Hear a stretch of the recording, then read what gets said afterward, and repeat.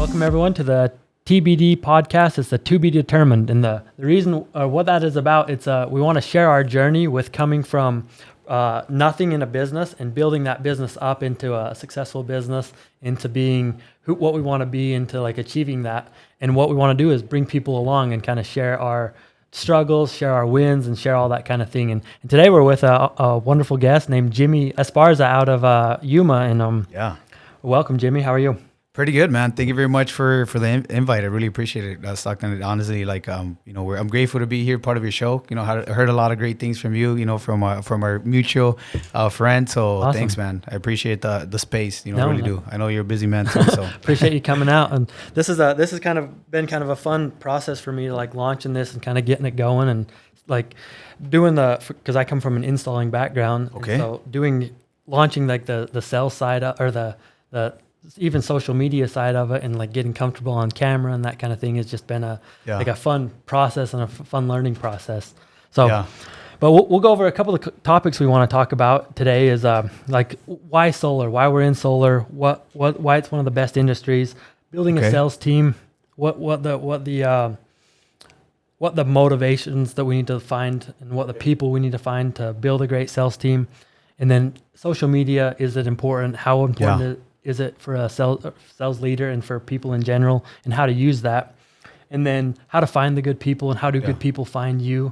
Okay. And then we want to kind of dive into some of like the nuances on like marketing and that kind of stuff, and hopefully learn a bunch of that from you, and see what we can do to apply that. No, absolutely, man. Like we have we have somewhat experience, and I'm sure a lot of your audience will really appreciate some of the things that we have. So make sure everybody stays tuned, because you guys are gonna get some good stuff. So I'm ready. Awesome. And we talked a little bit about it before we started, but tell us a little bit about who you are, and of course, and why we should listen to you, and what 100%. Kind of thing. Yeah, I'm a little bit of your background. My background. How deep do you want me to go? I could go way back. Maybe just a 2 minute. Yeah, of course. Yeah, I'm Jimmy Esparza. I've been in the industry for close to a decade. I was born in LA. I lived in Mexico for a bit, so I jumped around from San Diego to Arizona, and I ended up in the sunniest city on earth, which is crazy, huh? Yuma, Arizona. And that's where I started my solar journey. I started working with Solar City, which is now Tesla, right? Under the leadership of Lyndon Wright, which is Elon Musk's cousin. So that was pretty cool to be part of that, culture, be part of the company, and just learn some of the ropes of the industry with them. As far as my background, I come from. I also worked in a call centers, banging 500 calls, like that old school, getting a list and just cold calling, and try to get people to sign up. In solar? No, in solar. It was different products. Whenever I don't know, you remember dial-up? I'm sure you guys, I've heard of dial-up, right? Yeah. Yeah, dial-up. And then when there was a transition to dial-up to DSL internet, right? We used to call AT&T clients and sign them up with this new DSL internet, right? So that was kind of cool. And we used to make sales through there. To make a long story short, from there, moved to other call centers. I went as far as even working in running a call center in a prison, which was crazy. 100 inmates. I was not in the prison, right? Mm-hmm. But I will work in the prison, and we will manage and supervise and help over 100 inmates close. So that's a little bit of what I did. And then that's where I found, after that, it was a tough job. So I wanted to look for something else. That's where I found solar, and I joined Solar City. Were they making commission, these inmates in prison? No, they will make, I think it was like 25 cents an hour. Oh, and, nice. And their commission was creamer for their coffee that we will give them. Yeah. Heck yeah. So they're still making something to kind of like, maybe like to get them back, back into like society, and help them kind of like set something up. Like, okay, if you can do good at sales in prison, when you get out, and No, 100%. I definitely have something that kept me there, because it was such a cool cause, because it was like, we'll encourage them to say like, hey, this is what you guys could do. And whenever you guys go out, and to life, right, and the normal life, you guys could take the skills and actually, raise your family and have a good income. So I think. Make some real money. Yeah, exactly. Yeah. And so coming back to getting into solar, so you started with, do you think that was like did that like impact you in a positive way, working with that company and seeing like with Tesla, with Solar City, seeing how they ran like such a big organization? Do you think that helped you like time collapse when you were starting your own, or what was your experience with that? Or was that kind of, you learned a 100%. lot of what to do and then what not to do? 100%. That's one of the biggest, the best experience that I ever, had because I started actually earning $120 a kilowatt. Oh, wow. So again, I loved it. It was an amazing culture. It was a new opportunity for me. Obviously, door to door is not sexy at all, right? It's not the thing that I expected to do. But at the end of the day, it was a good opportunity. I thought solar. I mean, I still know that solar is super cool, right? It's a cool product. It's technology. It's evolving, and I just really love that. And the fact that you get to impact the environment as well. I was just sold into it, and being in that environment and that culture and within that organization helped me even improve some of the systems that we have done. Obviously, we're not at Elon Musk, right? Yeah. Well, nobody is. Right, exactly. I think I was reading something that he averages $1 billion business like every decade. Yeah, no, that guy's crazy, nuts. man. Like, yeah, it's insane. But definitely, got to kind of, at least rub some shoulders with, his what is his cousin, I believe, Lyndon, right? And is that what it is? Yeah, I didn't know that. He's his family member, so it was cool to be just part of, his trainings and stuff like that, or you hear him on the calls. Yeah, that's interesting because how we started in solar is we worked for a company that was just kind of like a one man band show guy. The guy wanted to be like kind of the leader and be like get all the credit type of thing. Yeah. And then you to do all the hard work and you to take on all the responsibility. So I spent like the first 8 years of my career or maybe first 5 years in my career in solar, learning from that type of like an environment. Mm-hmm. And then I went to, I ended up selling out my first company to Better Earth. And went and worked for them for about a year. And just the amount of stuff I learned in that year on how to run a legit company, it time collapsed like our current business by about 50 to 60%.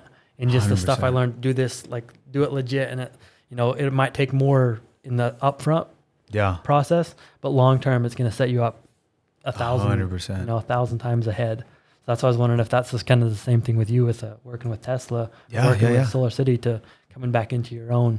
Yeah. Like it helped a lot in that regard. No, absolutely, man. Like just like you nailed it, like you said, like you 10 times or even 20 times X whatever you were doing just because you were part of that system, right? Which was absolutely 100%. I will say, and I feel like a lot of people in the industry like that too. Like they're not willing to be part of something; they just want to start off right off the bat. And I see a lot of failures, but I guess times you learn as you go, and that's one of the main things that. We try to, help as much people as we can. And just like you guys are doing, which is amazing that you already have, foundation to help other people and make sure that they don't go through some of the mistakes that a lot of, people are doing in the industry. But that's super nice, man. Why do you think solar is such an attractive industry in and of itself? Or do you think it is is it this big shiny object right now, like where it's easy to make money in and that kind of thing? I don't necessarily it's too easy, but I think it is a hot product. And if you ask me personally, what I loved about it was that you get to help people, right? Like you get to make an impact in the environment, and then especially here in Arizona, you get to help people like saving the electricity bill, especially in their summers, right? And most of the states there's some savings, right? But ultimately, just the fact that you get to make an impact on somebody's home, I think it's a pretty novel cause. And then to be honest with you, one of the biggest one is like you make pretty good money, right? Every transaction, every sale, like it's just a good amount of a commission. So I think that's most of the people why they like it. Yeah. Do you think because there's like no barrier to entry, right? In solar, like almost anybody from any background can come in. Do you think that's a good thing or a bad thing? Because it attracts a lot of like shitty people, right? Yeah. It's a bit like especially when it first started, like a lot of fly by night people that'd come and make a bunch of money, sell a bunch of people some bullshit that they didn't really know. Yeah. And then you think is this just that type of industry, or do you think it's getting to the point where it's going to be harder to come in and that kind of thing? Like you said, it's definitely like money attracts a lot of people, right? There's a lot of people that were trying to, they trying to make it, they're trying to make, this X amount of money, or they're just trying to make something. They think it's quick money, right? But it's, at the end of the day, it's also, it's not easy, in the beginning, especially because, you have to put your name out there. You have to understand all the moving pieces and pretty much like how a system works, how to offer it, how to close it, and all these other things that there's behind it. But yeah, I think like any other industry, it attracts all type of people, some good people, a lot of bad people. But at the end of the day, the people who are going to be here for the long haul, I think, are the guys that are going to really get to capitalize on what they're doing. But I mean, I guess just like any other industry, that you have some good and some bad, but the people that will stay will clean it up and get it ready for the next, couple years that we have for this industry. Yeah. Well, speaking of systems, that's kind of what we want to dive into is like systems on building a sales team and building that kind of thing. So what are some important things when you're building a sales team, like when you're starting from nothing, right? Like let's say you're really good at whatever it is that you're good at, and then you want to, I want to build a sales team in solar specifically. What are some pitfalls to look out for? And what are some things that you must do? Like, is it important to partner with certain people, or do you try to go it all on your own? What's been your experience, and what do you think about that? To build a new sales team, right? Mm-hmm. Okay. I think one of my biggest recommendation, and I talked about it in one of our podcasts recently too, is like you have to go into a system, right? Go into somebody that has already done it themselves, right? Because it's like, let's, for example, you want to get a personal trainer, you want to make sure this guy's fit, right? Because if this guy's not fit and he's not, he's not walking his talk, then it's going to be really difficult to actually get fit while this guy is coaching. Isn't that the worst thing you ever saw? Go to the gym and you see a fat trainer. You're like, the fuck kind of information you're going to give me? Right? Yeah. I mean, I don't say it's not going to work because it might have some good information, but I think you get a lot more inspired once you see actually the success, from this person, right? Like him actually having that physique. And it's the same way here. And when you're building a team, right? The team leader or the main leader that's within the organization, he has to understand or gone through, to the initial states of, starting to sell, have a good amount of sales, get into a good amount of transactions so he can really master it. And then when he masters that, then he replicates it. But a lot of people try to replicate when they haven't even done it themselves. Yeah. And some people have a good amount of money to invest, and it'll look good for momentarily, but at the end of the day, that will fall. And that's where a lot of people fall, is just because they haven't been part of it and they don't really understand. And they might have some money that will keep them afloat for a certain amount of time, but it's not going to really succeed if the person that's leading has not gone through like closing a good amount of deals. At least I would say a good 100 deals, maybe you go through 100 deals, 10 deals a month average or something like that to give you enough transactions where you master it, So if you're starting out, you'd recommend, if you're starting out, either you have to go through that process of like the sales from the bottom to the top, or hiring or partnering with somebody. What do you think is the fastest? Hiring or partnering? The fast. I mean, it all depends, right? Like the fastest with the longest term. Sorry, that cut you off, but the fastest with the longest term. The fastest return on investment. The fastest with the long. It will be a mix of both. There will be a mix of going with the company that will support you and add some systems, and you putting in a massive amount of work to master the craft. Because you will have a mix of a good brand, and you have a mix of like a good work ethic and a good leader that's going to go through those punches to understand it, so he can really lead his people and replicate what he's doing, right? Because if you don't have a mix of both, then you're going to have some downfalls, right? But if you have a mix of both, then you'll go fast, because you have money, you have a branding, you have leads, you have all this other extra stuff that most people can't really have. So offering if you're going to offer that like let's say you find a person and he's with another company right now, and you want him to come partner with you in your company, do you offer him what would you do to get that person, like the sales leader? Would you offer him like a piece of the company, or would you offer him just a very attractive like market or very attractive salary type of thing? Or what do you think for that? Because you want somebody in that position, right? They have to be very bought in with the company. Yeah. With what you're building. So how do you like find that person, and then how do you offer them something, and then how do you get them to where they're involved? Because obviously you're gonna have ups and downs when you're growing a company, right? Yeah. Sometimes you can come in and say, we're this company, right? We're all this, but then he comes in and he's like, okay, they're not all that, but how do we keep them involved? Yeah.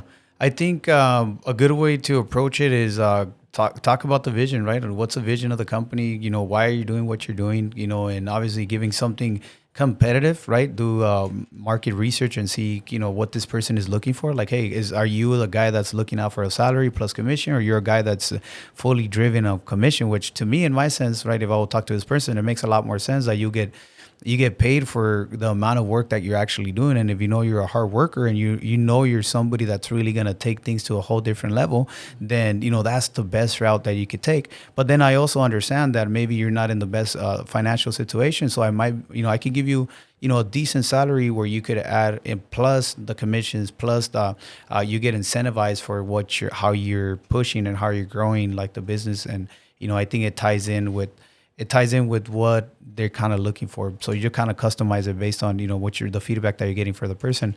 And then as far as equity, I think they will have to earn it. I wouldn't give anybody like equity just right off the bat, right? Unless they might have been able to do all this cool stuff or this growth in the past, but then at the end of the day, like, it's a relationship. It's like, hey, I'm open for it, but in a sense we have to earn it together, right? Unless there might be, you might have build something with somebody else, with this particular person somewhere else, and you're like, yeah, for a fact, I know he's going to come in and dive in and commit and do the best that he can. Because the last thing that you want to do is having somebody having a piece of a pie without and not really committing, so not being all in, all in. But I think it ultimately comes with just making sure both of you guys aligned, and you have similar core values and principles, and then from there you guys take it. I think that's the financial offer wouldn't really matter. I mean, it'll matter, but not too much once you guys get to click. So yeah. Okay. That's going to be important for us, because we're on the same page too, where we think like we don't want to offer somebody a piece of a company without knowing, unless because a good salesperson will come and bullshit and say, no, I'm going to do all this. I'm going to like bring everything, right? That's the trait of a good salesperson, is kind of a good bullshitter, right? So, and as a, like, if you're also a good salesperson, you're an easy sell. Yeah. You know what I mean? So salespeople he'll come and tell you all this stuff that he's going to do for you, but how do you know that that's going to, he's going to deliver? Deliver on that. And that's why you probably don't want to offer him like a piece of the pie until right off the bat, until he proves. Yeah. But the hard part, at least what I'm seeing, is in order to, because everybody, especially in the solar industry, everybody has like a pretty competitive, like a offer already. And if they're any good, then they're whoever they're with is going to want to keep them. Yeah. And they'll do, like, if they're trying to bounce, and most good companies are going to be like, hey, how do we get you, especially if they're a good person, how do we get you to stay? Yeah. Of course, yeah. I think that's a big thing that we're looking for, is to try to how to set it up to where but like you said, the vision, selling the vision, I think is people buy into the vision more than anything. Yeah. I think if somebody's jumping around, then that's probably not the kind of person you want anyway. Right. So if they're bought into your culture, they're more invested in the long-term success. If they're the type of person that gets a barely better offer and jumps, then that's saving you some time anyways, because you don't want that kind of person. Yeah. Especially when they build a team under them and then they're like, hey, team, let's go do this new thing. Then you're hurting way worse than just losing one guy. And you're losing like a whole team. Yeah. Oh, 100%. 100%. I think just like you said, like we really don't want that guys checking all the time. Is not committed, right? And it's like, hey, at the end of the day, this is what I bring to the table. I think, and this is something that I strongly do believe, like we all have our own like people that are going to be part of whatever we're going to do. And a lot of the times it's difficult, right? Because like, man, when am I going to find these key players? Or we're always finding, right, as a business, like, oh, I need somebody here. Somebody that, that will commit, or somebody that, just do what they need to do. But, they are hard to find. But once you find them, I think like they'll take it to a whole different level, and it'll be difficult to get there. But, if they believe in the vision, they buy with you, and everything, I think, I'll definitely take it to the next level. Yeah, for sure. Yeah. And then also being that, how do you make sure that you're the right company, that when, if the good people are looking, how do you make sure that they know that, or is there even a way to really do that? Make sure that they know that, hey, this company is a good company to come. Is that just from reviews? Or how, like, you understand the questions? Like, how do good people find good companies to work with? Yeah, I think a lot of it has to do with, you have to put your word out there too, right? Like you have to market, you have to talk to people, you have to like distribute, you have to, talk about your successes, right? Talk about your record, some of the things that you've done. What is the thing that sets you aside, right? And have people get to know you a little bit, right? Because that's why it's the big power of social media and marketing is that, you get to have a lot of eyes on you, right? And you get to find the people that like what you're doing, because a lot of the times if we're scared of market, we're scared to put our things out there, like we have less eyes. So there's a less possibility of finding the right people. And a lot of the times those people find you, like they're like, hey, that's what I'm looking at, what you said and what I heard, like, and even in the podcast or maybe in your post or something, or maybe you were in a speaking engagement or something. I don't know, like that's where those people come to you because you focus on what you're doing. You're obviously seeking all the time, but then it's like, you want to have those people also that are bought in through your marketing, through what you have done as well, so. Well, that segues us perfect into like how important as a sales leader and as a leader in general, how important is social media? Social media, I think it's like it's a new TV, right? To be honest with you guys, that's the way that I see it. Like people are more engaged in social media that they will be in TV nowadays. So you gotta just put yourself out there, just be yourself, right? Let people know what you're doing and make it a little bit fun too. Make it funny, make it customize it to who you are, right? Because at the end of the day, people like. They don't want you to be really like too formal, right? Because a lot of the times, like, oh, it's really scripted, right? It's like, just be yourself. You're probably gonna have some mistakes when you're filming a video or whatever it is. But it's like, hey, man, at least I'm trying, and if I do it long enough, eventually I'm gonna, something good's gonna happen, right? But I think it's powerful. It's a really powerful tool, to use.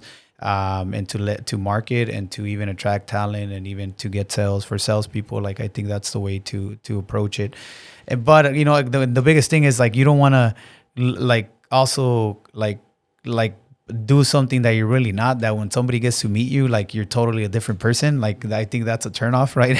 Because some people, you kind of catfish a little bit, right? Yeah, 100%. Yeah. But how do you and then also sometimes sharing yourself like in your everyday just it feels stupid. You know what I mean? It feels better to like have like professional cameras and that kind of stuff like take you, but that's not you. I mean, sometimes like, in your position that might be more of you who you are, but sometimes people like that's not really who they are. So it's very scripted.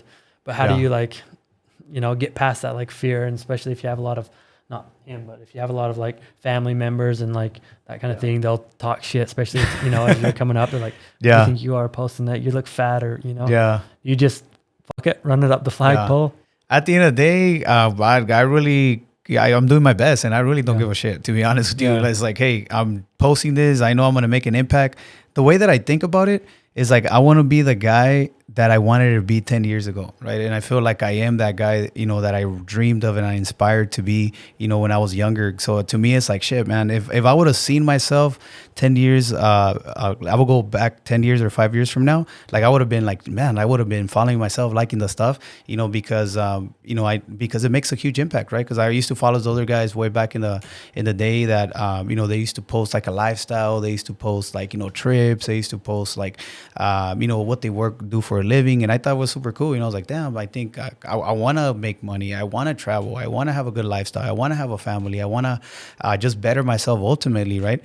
And that really inspired me to do what I'm doing and believe, that is possible, because it's like you jump into social media and you jump into a different world, right? And you're like, wow, okay, so I get out of, pretty much my day-to-day basis, and I just kind of, you get to pick what you follow, right? What you're feeding yourself to. And by doing that, like you get inspired and you inspire other people. So I think if you feel like you will motivate yourself, like if you go back 5 years back from now, I think you're doing a good job. And whatever people are going to say, they're always going to talk shit, right? Like even when I started doing door to door, I mean, I had all these people talking smack, man. Like it's like friends I go out to eat. It's like, man, what are you doing that door to door? Is it shameful? Like you should like, fuck that. Like, it's a scam and all that stuff. And that was difficult itself. So, I was like, fuck that. Like, this is what I'm going to do. And this is how I'm going to do it. So no matter what people are saying, I'm still going to push forward. And I think it's the same thing here in social media. It's like, hey, this is what I feel like people need to hear, or here's why I'm going through. And I'm just going to let people know. And it is what it is. Yeah. That's a good way to look at it. Like who would I follow? Yeah. If I'm that person, yeah, that I would like if I'm getting value from myself, kind of, yeah, then you probably should post it. The issue I have is a lot of times, and like, I don't know, I just feel like, is this stupid, or how does this relate with my brand?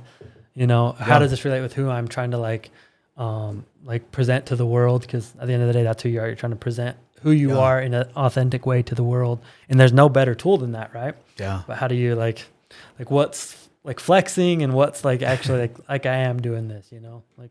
Yeah, no, of course. I think it's It's a mixture of professionalism and just regular life, right? And like, for example, if you into cars and like you put a picture of a car, or you're into fashion and you take a picture like of something fashionable, or you're into traveling and you take some pictures or video of you traveling, like people like that, Yeah. So if you mix it, like, and I teach some of my guys too the marketing techniques, like, look, people don't always want to see professional, solo. So you want to attract people, right? Like, hey, like you're a normal dude and you're just doing something what you like to do, or you're taking a picture of your family or whatever is it that you love and you enjoy and that you're proud of. And then after that, you do something professional, and then you do fun, and then you do professional. You kind of mix it up so you can kind of keep people engaged and they know a little bit about who you are, right? And then you become a little bit more approachable, because you're not just this guy that might look a little bit too stuck up with everything, like really professional and really pro, that people are maybe even afraid to reach, out to you. So I think that's I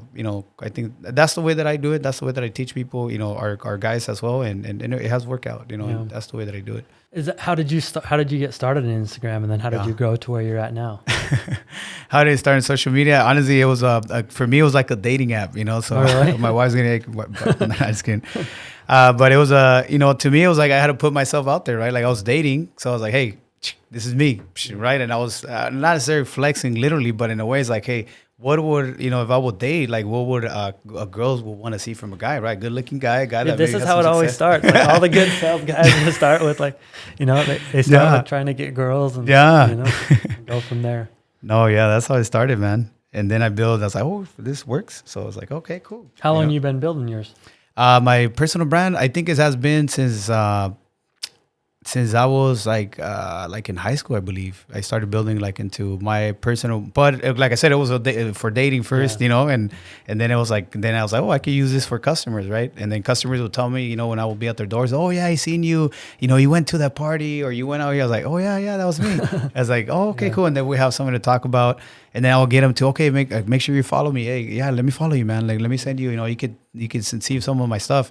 And next thing you know, like, they're looking at my stuff, and I'm keeping my name, in their minds, so relevant and marketing to them, and a lot of the stuff I do it for the audience, It's like, hey, I'm sure this is good and is valuable, and some people's gonna. Do you ever get on there and say, hey, what do you guys want to see of me, or no, or do you just kind of just post whatever you're gonna post, or do you ask like your audience, like, hey, what do you guys want to see? Do you guys want to see more traveling, or more like my business side?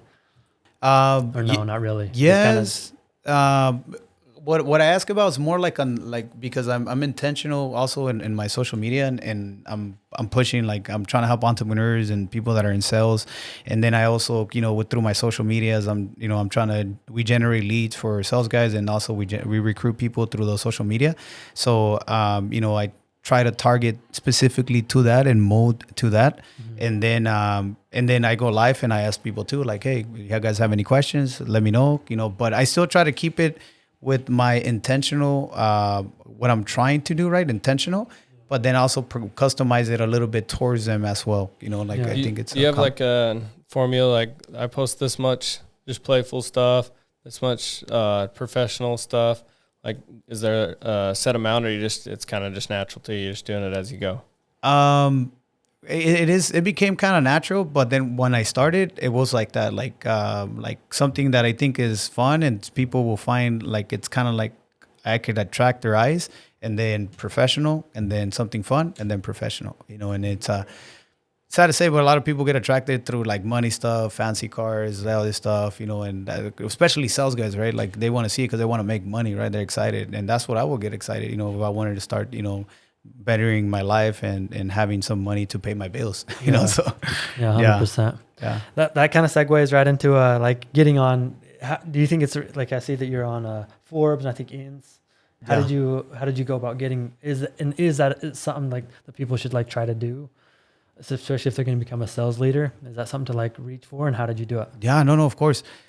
To me, like I look at business as a sport, right? So we started off in the community when we had our first team. It was You Must Best, right? It's like this community of the best services in town, right? Well, of the city.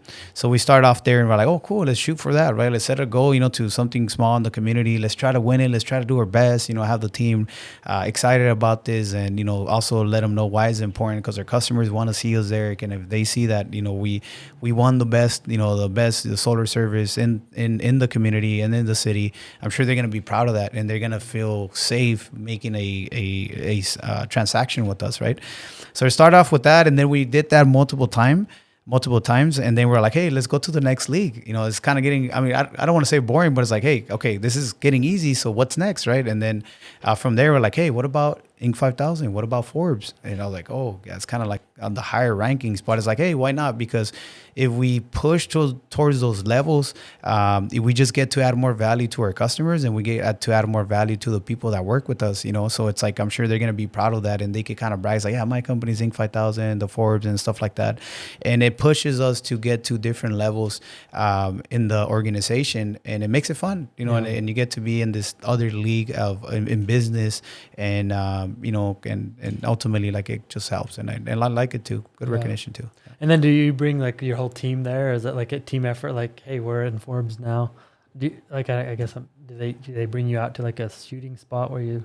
How does that work? Yeah, so the one of them was we got nominated entrepreneur under 30. So I was me, and I took or my marketing director that we went to this event. It was so they host this event, and then they give us some training, and then we network, and then they give awards and stuff like that. So that's I did that with my marketing director and myself.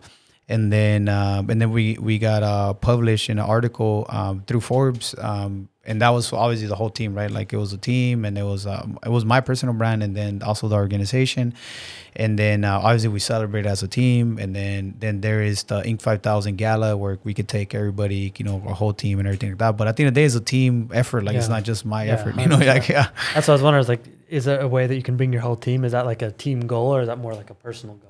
No, definitely a team goal. In the beginning, like, it was, no, it's a team goal. 100%. It's for the team. Yeah. It's all for the team. Cause they can feel proud and say, like, hey, I could tell them, cause obviously it's not easy. Being in business is not easy, and doing, pushing to different levels, and being competitive with other companies and stuff like that. Like, it's not easy. So, when I come back and just kind of say, like, hey, guess what? Like, this is what we're doing. Can you believe this? Like, this is crazy. Like, we were barely even making it a few years ago, right? I could hardly even pump gas on my car, and now it's like, shit, we're in Forbes, we're in Inc. 5000. And then I just kind of talk to them, and it's like, pumps them up a little bit, like, oh shoot, like, that's true, and I think it brings a good culture, and they feel proud of what they, they accomplish.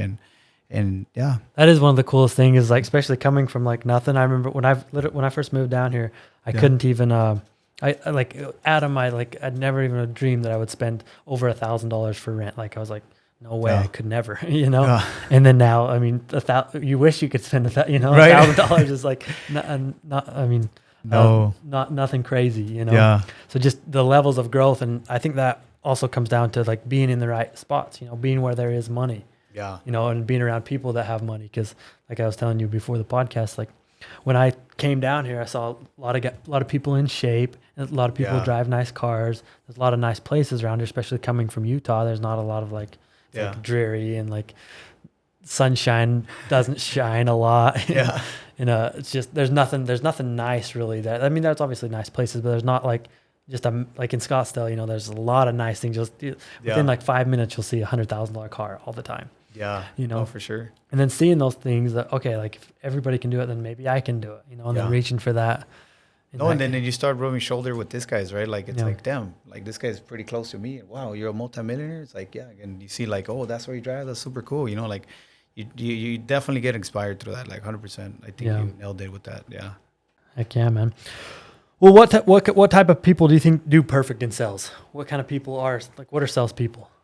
When you're recruiting for people, what are some traits that you should? I always recruit for the guy that I was, right, when I started.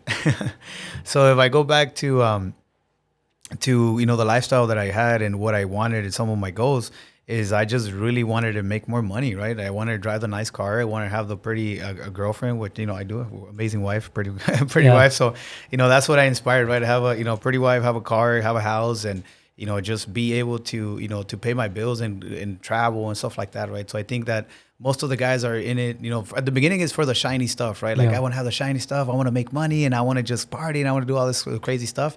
And then as you mature, then obviously, you start thinking, okay, it's not just about that, it's also investment, all this other stuff, right? But I think the guy, the sales guy, that's what he looks for, right? Like the shiny stuff, being able to, just to talk to a bunch of people and network, and he loves like, just being around, a lot of people and likes to be out, and it's a great, he's great at networking. I think that's one of the characteristics of of a sales guy. Yeah. Do you look for new like guys that are not in the industry, like young guys, or do you look just whoever? Just if somebody's good at talking with people, don't matter their age, or do you try to like get younger guys?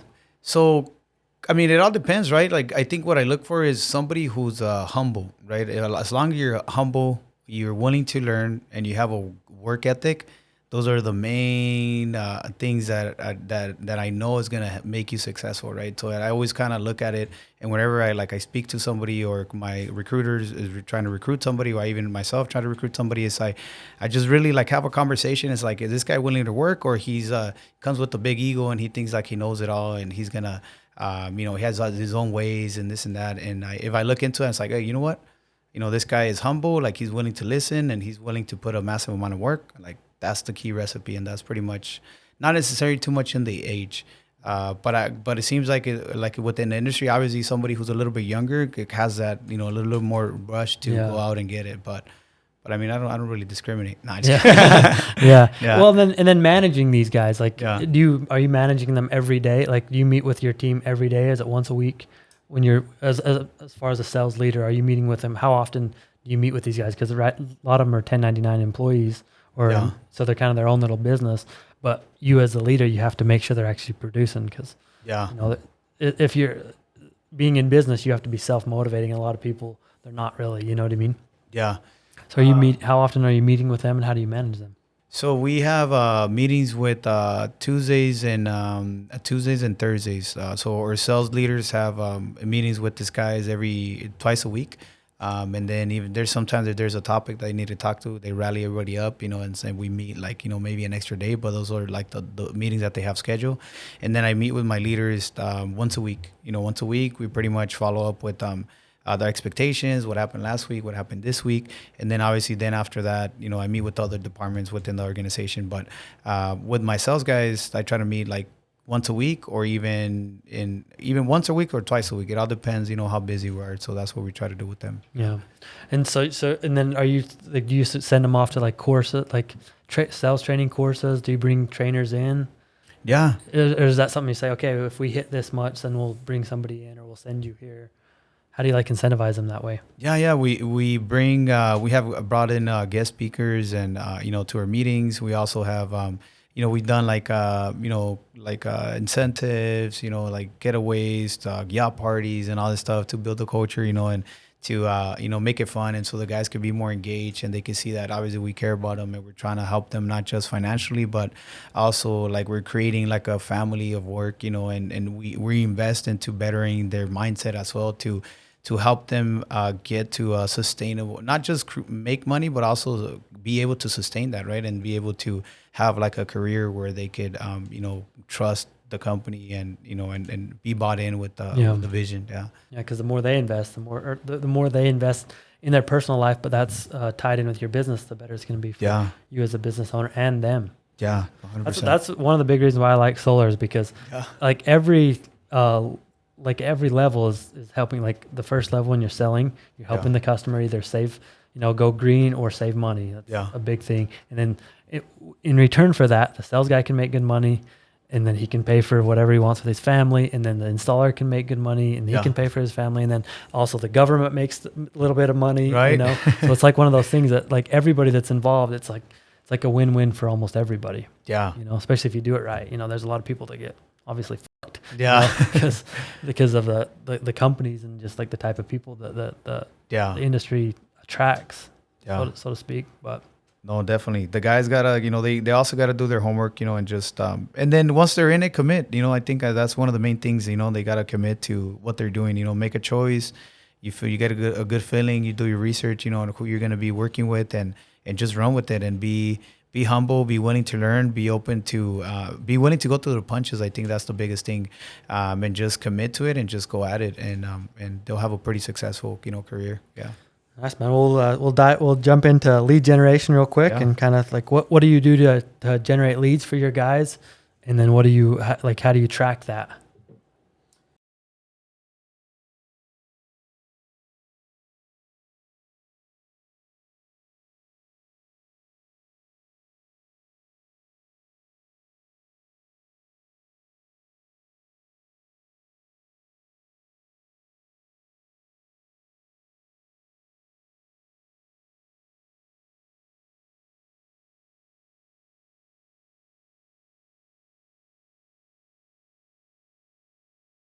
Mm.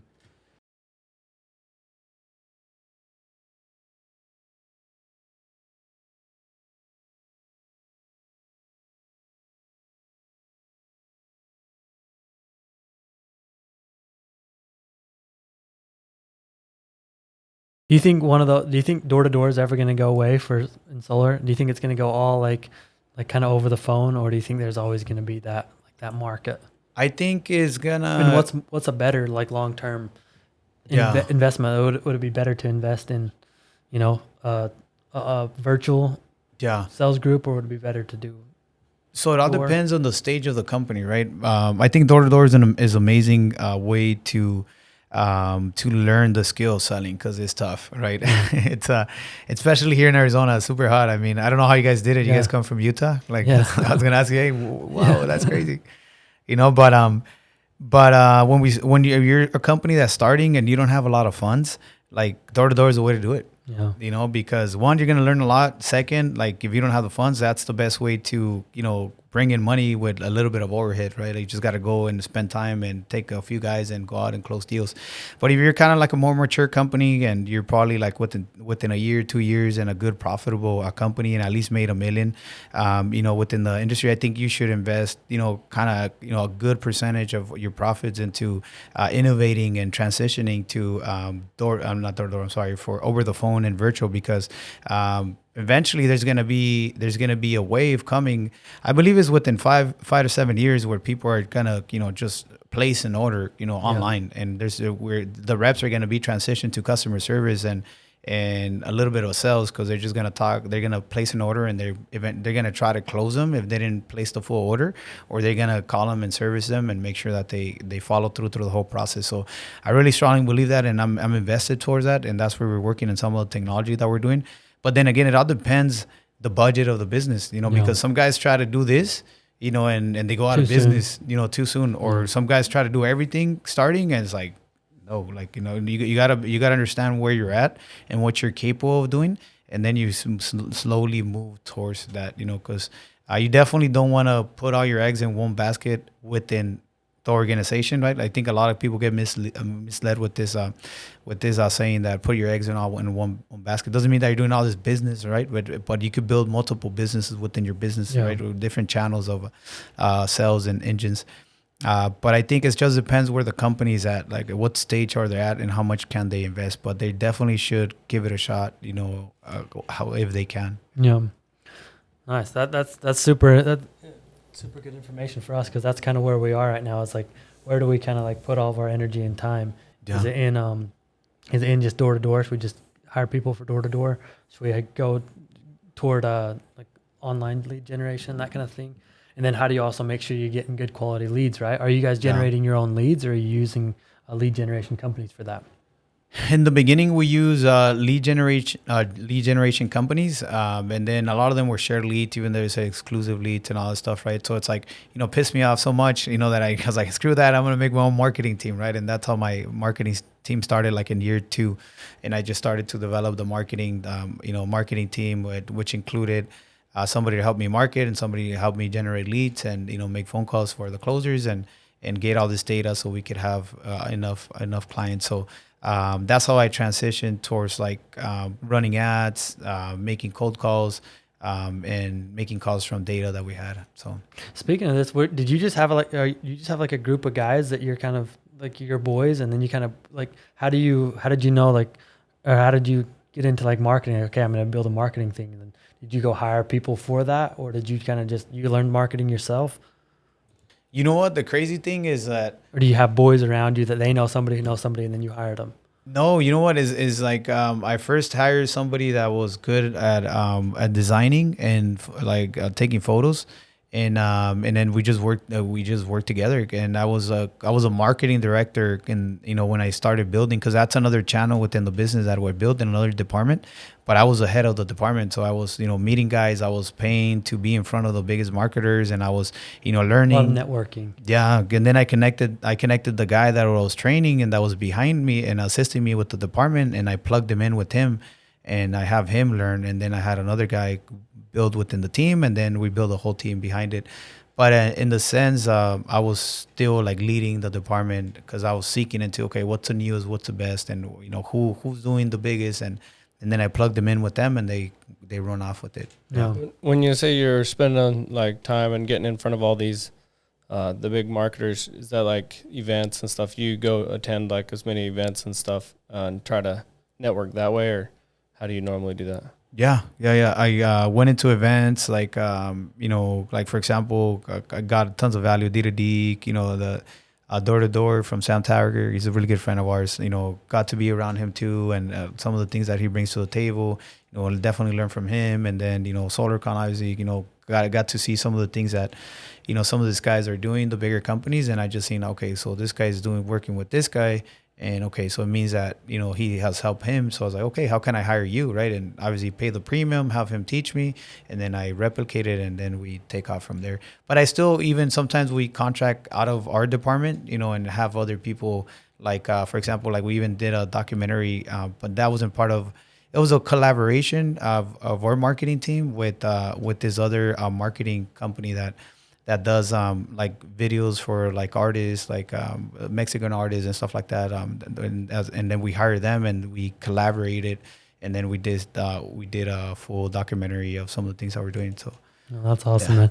So that comes to our last thing about partnerships. Just developing businesses and partnerships. Is that something? So do you just focus on what you're good at, and if you can, just partner with people that do that, or do you try to just develop that internally and then like bring guys? Let's say you have an installer and then he wants to be, he's artistically inclined, I guess. Yeah. Would you try to develop him into that, who you needed, or would you just go hire some outside person and partner with them in your business? I think it goes back to, what I originally said when I bring somebody on board is, if this person is humble, he is a hard worker, and he's willing to listen, and he's committed, I think he could be an asset anywhere that he goes, right? And then as he's part of, let's say this department or there's something new that I'm trying to do, then, and I'll put him there until we potentially find somebody that's even better than him. And then we can move him to a different department where he really just brings his skills, to the table, and we could have an opening where he also, open it and kill it, and then we promote him or he runs it, or depending on where we're at stage of the company, right? So I think it just has to do with, the work ethic. They're committed and they're humble. I think you could place them there. There's other ways that you could do it too. You could do like,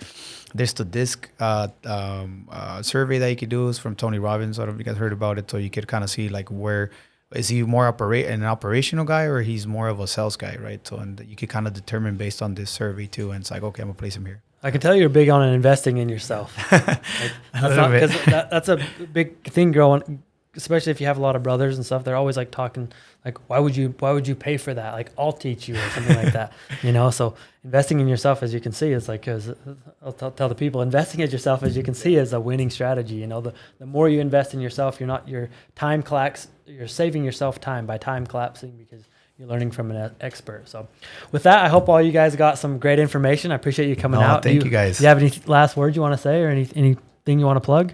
Yeah, man. First of all, I want to thank you guys for the space. I love this, what you guys are setting up. I really appreciate it. Really professional. I really enjoy, being part of this podcast. So make sure you guys keep on watching this guys and follow this guys, and do not lose your eyes from it. And yeah, if you guys would, we have our social media platform. You guys could follow us, Jimmy Esparza Official on Instagram, YouTube, and you guys could find quite a few stuff there if you guys would need any help with anything. Awesome, guys. Well, take care. Thanks, guys, for watching, and appreciate, man, for coming. No, thank you, brother. So much. Thank you, guys. Appreciate it. Appreciate it. No, nice to meet you too.